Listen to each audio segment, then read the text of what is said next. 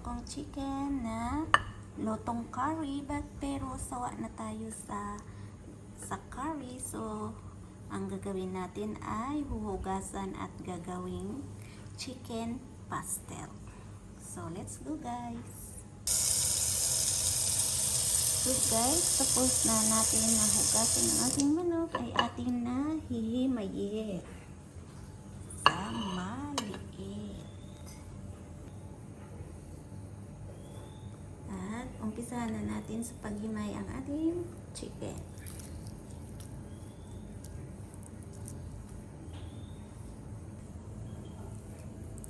So tapos na tayo sa paghimay ng ating chicken curry to chicken pastel.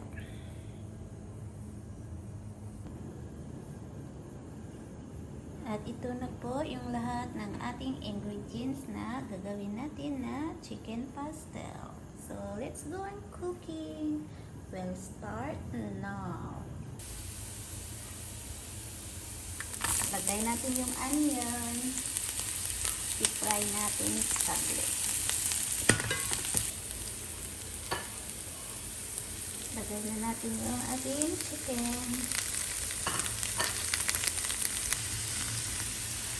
At lagay natin yung light sauce natin na 1 tablespoon.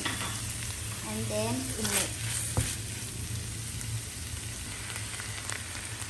At ilagay po natin yung brown sugar natin na 2 tablespoon.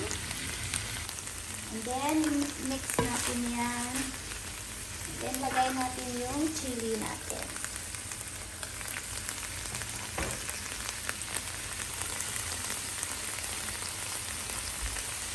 Tapos, lagyan natin ng 2 tablespoon na butter or margarine.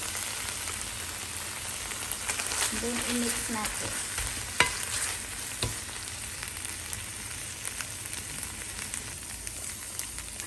At lagyan natin ng paminta, black pepper powder.